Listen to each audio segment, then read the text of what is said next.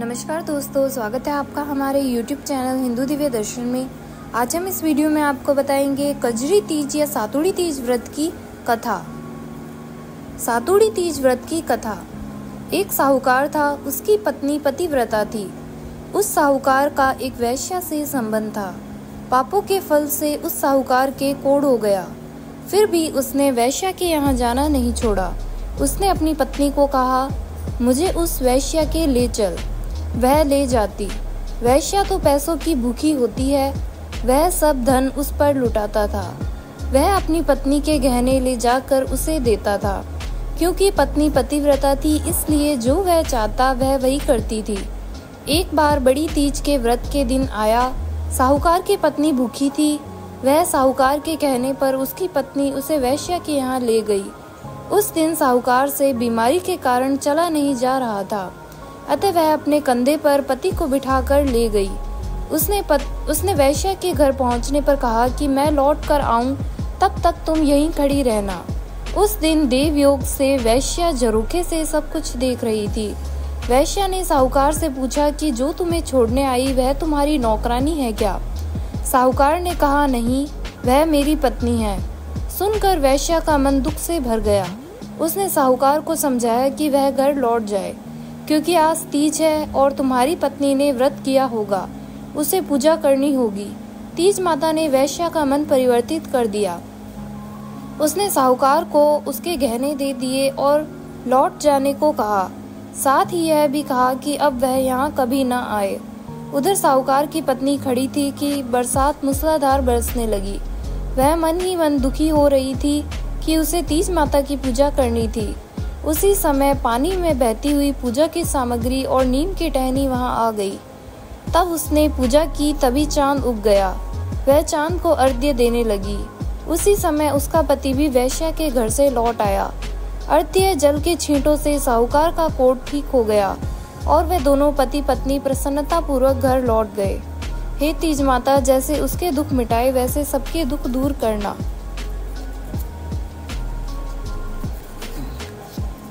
नीमड़ी माता की कहानी। दो बहनें थी।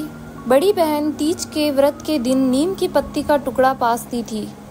व्रत के दिन भोजन करने से पूर्व सत्तू के साथ नीमड़ी का टुकड़ा खाकर पासना चाहिए। तब कहती थी कि नीमड़ी कड़वी है। छोटी बहन पासती तब कहती थी नीमड़ी मीठी है। नीमड़ी माता ने बड़ी बहन की वाणी में कड़वाहट भर दी और छोटी बहन की वाणी में मिठास भर दी। बड़ी बहन को पीहर और ससुराल में कोई पसंद नहीं करता था, जबकि छोटी बहन को पीहर और ससुराल में सभी पसंद करते थे। बड़ी बहन बहुत परेशान थी। सोचती, मैं तो सबसे अच्छा व्यवहार करती हूँ, किंतु मुझे कोई पसंद नहीं करता। सब मेरी छोटी बहन को ही पसंद करते हैं।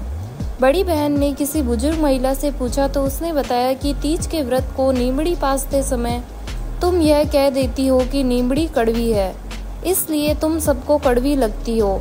उसके बाद जब तीज का व्रत आया तो बड़ी बहन ने भी कहा नीमड़ी मीठी है। तब से वह भी सबको मीठी अर्थात अच्छी लगने लगी।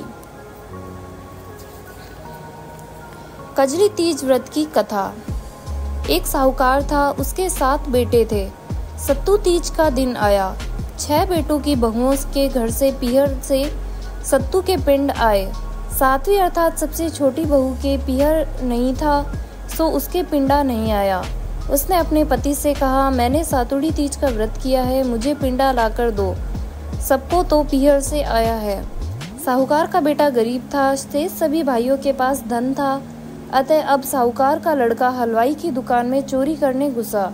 वहाँ चने की दाल पड़ी थी, भट्टी में आँच भी थी। उसने दाल को भट्टी पर सेका, वहीं चक्की भी पड़ी थी। अब वह दाल को पीसने लगा। चक्की चलने की आवाज़ से दुकान का मालिक जाग गया और उसे पकड़ लिया। तब साहूकार के बेटे ने कहा कि मैं कोई चोर नहीं हूँ, आज मेरी पत्नी ने सातुड़ी तीज का व्रत रखा है, उसके पीहर नहीं है, इसलिए उसके पिंडा नहीं आया। मैं गरीब हूँ, केवल 1.25 सेर सत्तू का पिंडा बनाकर ले जाऊँगा, फिर तुम चाहे मुझे मारो या दरबार में पकड़वा देना। इस पर दुकान के मालिक ने कहा कि तुम घर जाओ, हम सुबह पिंडा भिजवा देंगे। तुम्हारी पत्नी को हमने बेटी मान लिया है।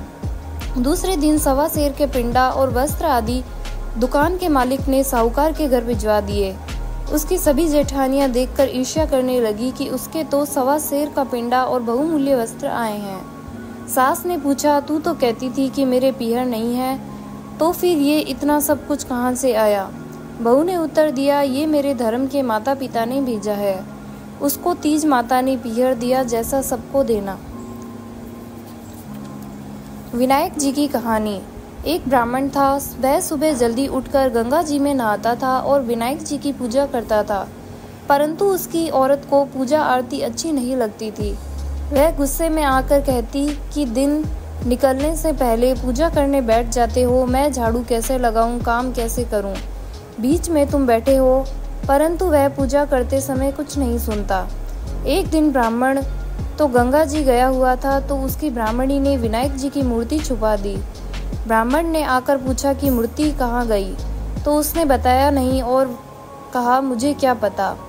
तब उस ब्राह्मण ने रोटी पानी ग्रहण नहीं किया और कहा कि मैं तो पूजा करके ही रोटी खाऊंगा। तब ब्राह्मणी ने बहुत कहा, खाना बन गया, खा लो, परंतु ब्राह्मण ने नहीं खाया और रोने लगा। ब्राह्मण को रोते देख और दोनों की लड़ाई देखकर वह मूर्ति हंसने लगी। तब गुस्से होकर उसकी औरत बोली कि वह मूर्ति हंस रही है। तब ब्राह्मण ने मूर्ति की पूजा की और मूर्ति बोली, बहुत दिन हो गए हैं तूने मेरी सेवा की है, इसलिए तू मांग। तब ब्राह्मण बोला कि अन्न मांगू, धन मांगू, सारी दुनिया के सुख मांगू। तब विनायक जी ने ब्राह्मण को सारा सुख, अन्न, धन दे दिया। हे विनायक जी महाराज, जैसे ब्राह्मण को सुख दिया, वैसे ही कहानी कहने वाले और सुनने वाले को देना। विनायक जी की दूसरी कहानी। एक छोटा सा लड़का अपने घर से लड़कर निकल गया और बोला कि आज मैं विनायक जी से मिलकर ही घर आऊँगा। तब लड़का चलते चलते उजाड़ में चला गया, तो विनायक जी ने सोचा कि मेरे नाम से ही घर छोड़ा है, इसलिए इसे घर भेजे, नहीं तो जंगल में शेर वगैरह खा जाएंगे।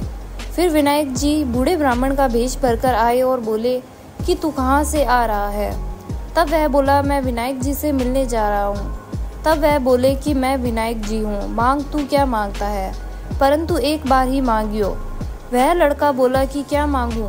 बाप की कमाई में रूं, हाथी की सवारी करूं, दाल भात मुट्ठी परासे, डोकता मुट्ठी भर कर डाले, स्त्री ऐसी हो जैसे फूल गुलाब की। लड़के, तूने सब कुछ मांग लिया, जो तेरा ऐसा ही होगा।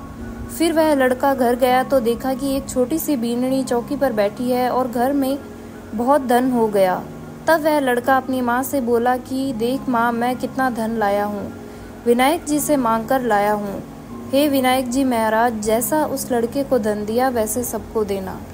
दोस्तों, आपको हमारा ये वीडियो कैसा लगा हमें कमेंट करके ज़रूर बताएं और हमारा ये चैनल सब्सक्राइब करना ना भूलें। तो दोस्तों, मिलते हैं ऐसे ही किसी और अन्य वीडियो के साथ। धन्यवाद।